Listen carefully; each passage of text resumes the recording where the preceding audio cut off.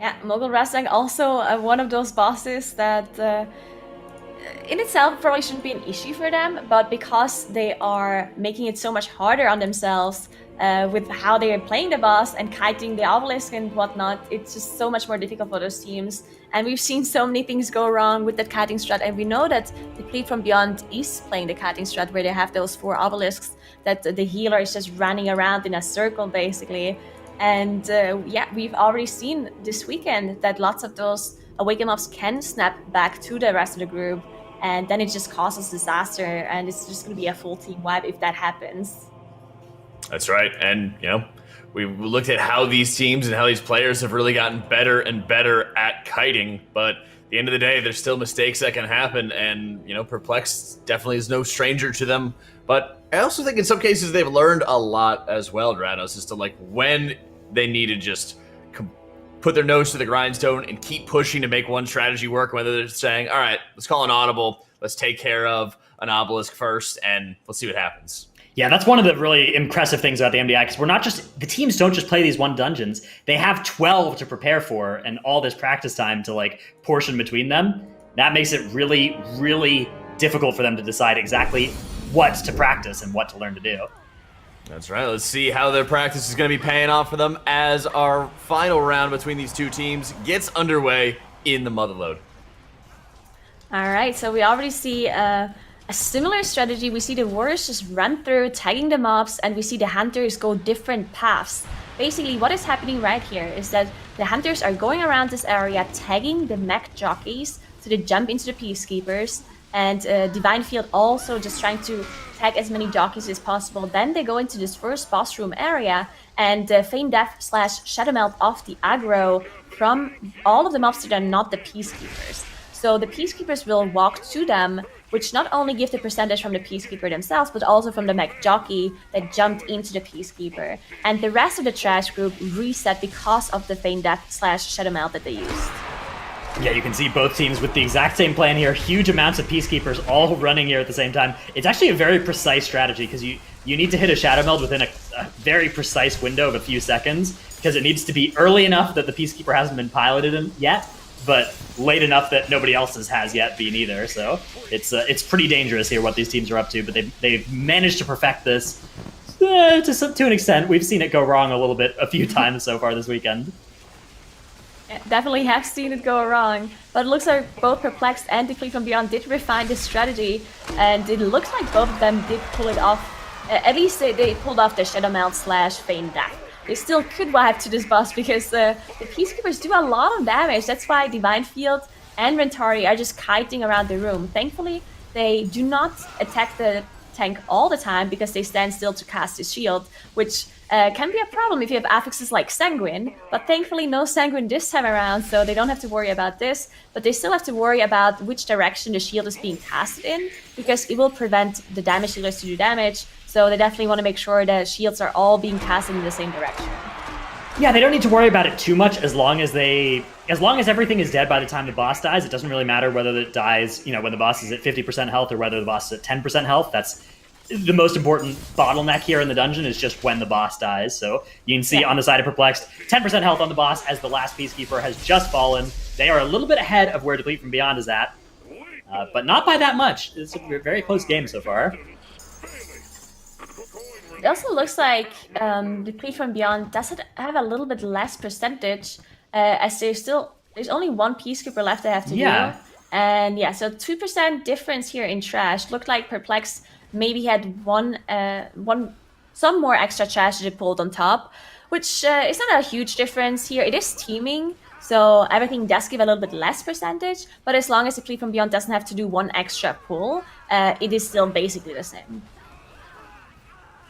Here we see both teams doing a fairly large pull in this area. Actually, it looks like Perplexed may be going smaller than Deplete from Beyond. Yeah, they are. Deplete from Beyond is doing everything here all at once. So this is an opportunity for them to skyrocket into the lead here. They are doing what Perplexed just did in 2 pulls, Deplete from Beyond trying to do in 1. Look at all of those debuffs on Rentari, though. He's taking huge amounts of damage. That Life Cocoon gets eaten through very quickly. This is so scary, but they've managed to do it. They've managed to kill all these mobs, and that is going to give them a huge advantage here. They are definitely ahead at this point because they've found a way to remove a pull from the dungeon. Yeah, that was actually a crazy pull. And you saw how low Rentari dropped there. Now they do have those two drillers that jump out of the excavators, but it's actually not a big deal because they are going to skip to the boss anyway here. So they're all running towards the boss, and then they will just feign death / shadow melt off the aggro, not only from the trash that they skipped, but also from those drillers that are very inefficient to kill because they don't actually give any percentage.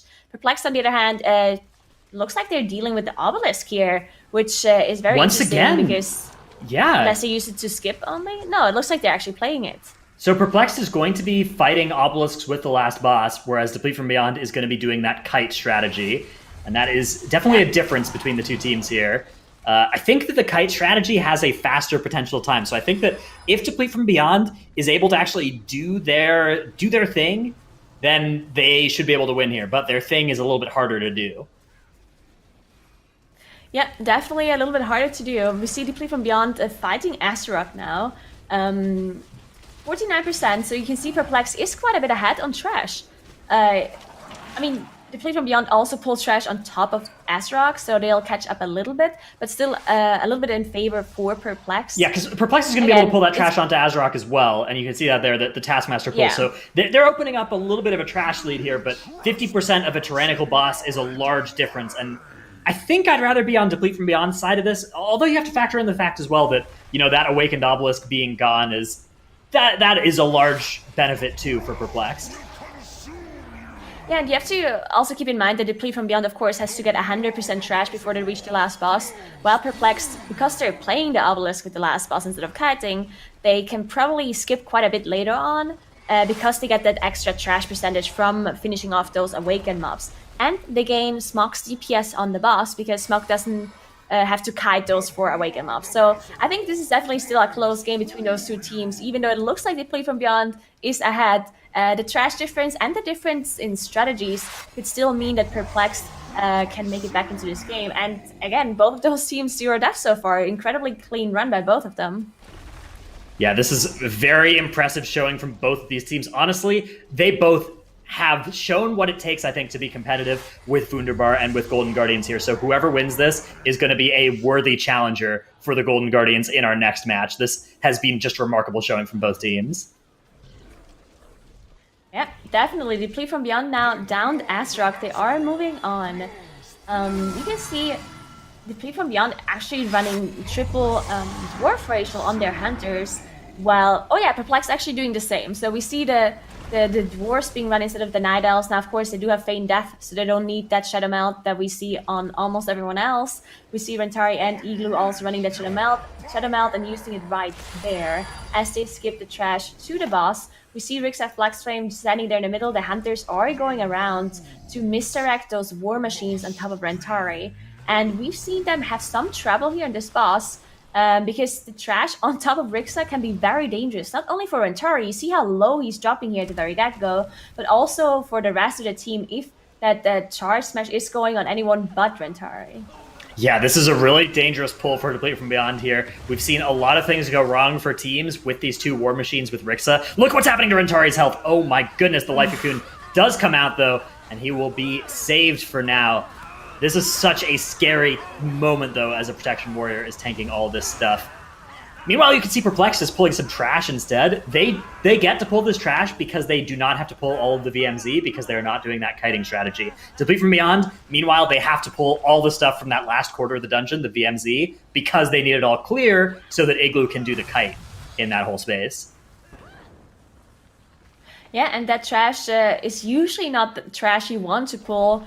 Most live server groups don't want to deal with any of that Trash except the one that is around the Obelisk. But those MDI teams have decided to just clear that whole area because of that kiting strat, because they think it is more efficient to kite the Obelisk instead of playing them. And it definitely can be incredibly dangerous to deal with the Awaken mobs on the last boss, just because there's so many things they need to be aware of on the last boss. Not only the Gatling gun that they need to dodge, which does a huge amount of damage if you don't manage to go around it, but also you have the missiles as well that need to be dodged. So if you have any sort of area of denial happening from the Awaken mobs with the Dark Fury and with the pools that the blood spawns, it can make it just this much more difficult to dodge the abilities from the boss.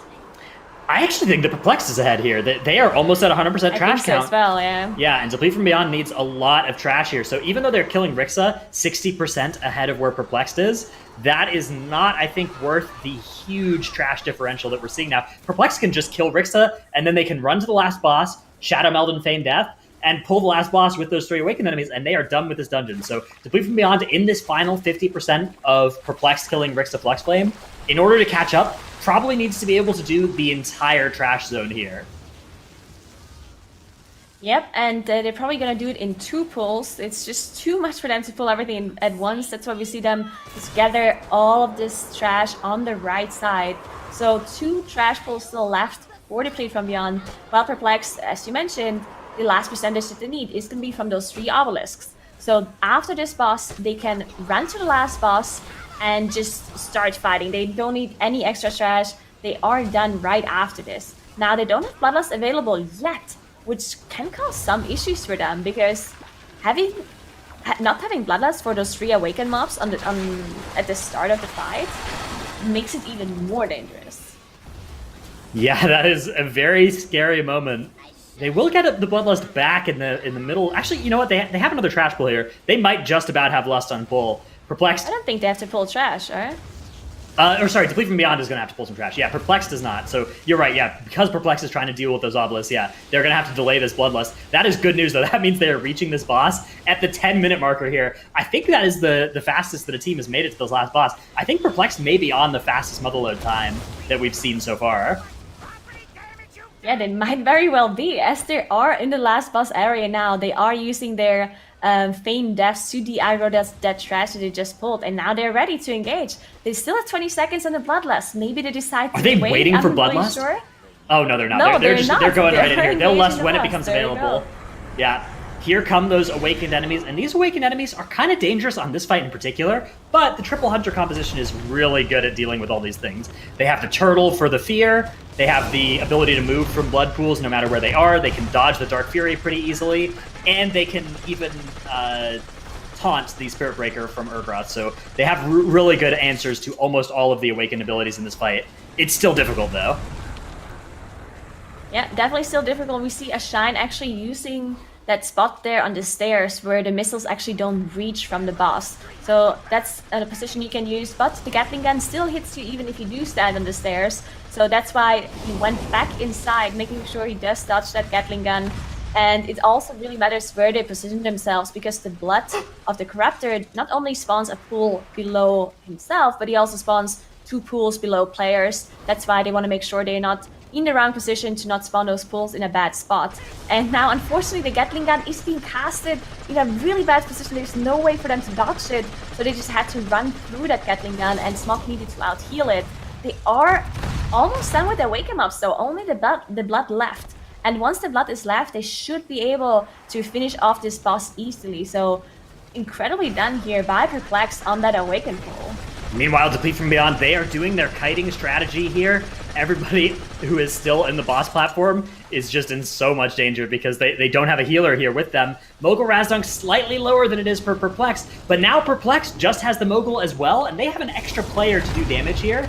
So the Bloodlust also not yet been used by Deplete from Beyond. That is so they're going to have the Bloodlust probably after the intermission or maybe during the intermission to get out of that phase as quickly as possible. Perplex already used that Bloodlust, and that is a difference between these two strategies. Perplex just fired it off once it became available.